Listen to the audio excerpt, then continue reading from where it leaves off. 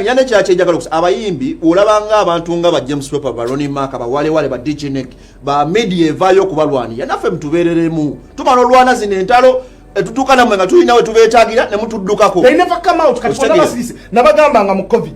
nti mwenna muli eyo musirise kati waliwo omuyimbi waneno yabula ne tulowooza oba n'ebyokuyimba yabivaako nagenze mulaba yatandise okwekolako amawulire bamulaga mu ezo shoze naggambi saa 2 ezekiro wamulaga naye atandise okuwogera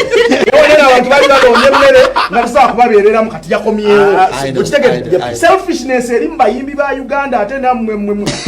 n'ensonga ennuma y'eno nti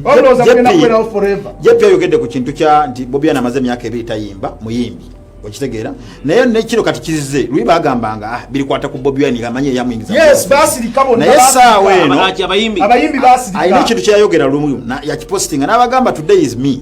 naye bwe bamaliriza nze bajja kumwenna kuba setting up president nembalaba nga baseka bali ku studio eyo ne bagamba waawe emye yabyeyingiza ffe abanatukwatiraako wa indeed to appeal to the bodies we have, for example, the Uganda Performing Rights Society, to remind them that my performing rights are being stifled, are being attacked, and if there's any time for them to raise their voice, it is now. Abagamba ti gwo muyimbi ne bwokera bukezi kumacha n'otekayo post ye mungu inakyo ekkiririzaamu n'ogamba ti kino kiterere amanyi golina manje nnyo n'okusinga gwe bolowooza naye baba yimbi baffe beefudde mbu bo tebalina manyi omuyimbi nakera kubezi kumacha n'agamba nakola ngeze natekayo post yogera ku mateera kera ku macha gwe ragatukkirizaamu ng'omuyimbi ne bwotekayo post ku Facebook n'ogamba nti kino ne tugenda kikkiriza government nedda gwe amanyi golina muyimbi togamanyi kati balamusenga Shiba ateekayo Spice n'ateekayo Lutalo n'ateekayo kale naye n'ateekayo n'abala ne bateekayo Lutalo yakoze eki yasirika nnyo mbadde manyi ebyokuyimba yabivaako abayimbi senga bateekayo ekyo kyokka ne kulaga tetukkirizigana na kino naye leero ekintu kyabwe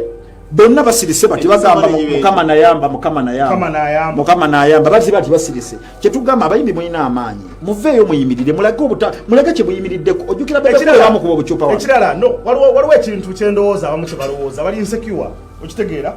fenna bali wano tuli insecure we don't know what's going to happen next because that is the order of the day tuli bamere ya leero bwe sikola leero Syria okitegedde naye we are able to come out and speak for you guys oyagala basirikira ne mmere bagitwala bwe munaasirika n'eyaleero naye egenda kuvaawo okitegedde abantu abali bakola emmere yaleero nga balowooza ebintu biri bulungi covid bwe yajja abamu kumwe kati mwategeera nti munauganda talina kuba na mmere yaleero yesterday nawadde kushoza politics ezo sitera kuziraba naye nagirabye omusajja n'agamba ne bwaba minisita ne bwaba MP ne bakutwala mu ddwaliro n'omalayo wiiki ogenda okuva mu ddwaliro nga savings zo zonna n'ebizimba omaze obitunda for just 1 week okitegedde so if we don't come out to speak about some of these things because bisobola okuterera the current government esobola obitereza byonna bwe tutavaayo okwogera nobody is going to speak for us okitegedde ekirala gwe woosirika oyinza okulowooza mbu gwe oli too special oli safe sente zogenda zikwata oziteeke mu apartment ne mu apartment gyolaga baaba ku rent baateekako omusolo tolina ogenda ku investinga baleme kujja ogenda okola restaurant enkya oluguudo bagaye bagenda lulima for 8 months omala emyezi 8 nga tokola because wewateeka restaurant bakola ki balimawo sooka otaase kino kyolimu leero because music kyabugagga nti ne bwofa family yesigala emyaka 5 ng'erya ku music wo so bwe mutamu protecting in fact mwate aba government kye muyina okukola ku ssaawa eno kwe kusooka okuyambira industry yawamu musooke muyambe industry nga te waliwo abantu abambonga bakulu naye nga be balina okulwanirira abaana abato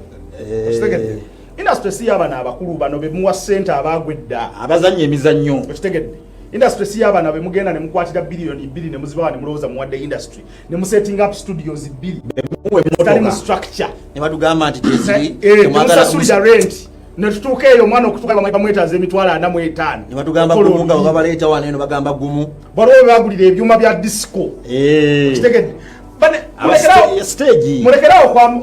okuyamba industry nga mukiyamba mu bitundutundu bannange mweswaza mwerabisa mwana mwerabisa mwana nemuleeta amateeka because olitakwatagana nammwe our colleague has been off stage for the last 2 years Bobi Wine he has been off stage for the last 2 years but why simply because bajja ku stage agenda kwogera ebintu ebirabikanga ebyo mutakkiriziganya nabyo kitegedde ne muleta OTT tax because avuka tugenda kwogera ebintu byetula anti bitunyigiriza instead of okufuna information yeyo ebintu because bisobola okuterera okitegeera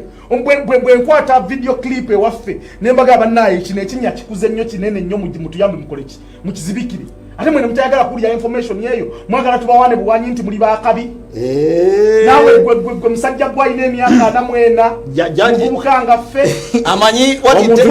no nekirala azimbye from zero story yo nawe tugimanyi ozimbye from zero to where you are okitegeera kids are trying to survive, kids are struggling to survive. Mwe familia za mwesomera Bulaya okitegeera mwene airport mbadde muyisawo abantu bamwe ne bagenda mu covid fenga tusaya dokutambulamu okitegedde naye ate mwera fusiru mwagala mutunyigirize bwe muti mweyita ki kakati ensonga nze nnuma yo ensene kungulwa tekungulwa taata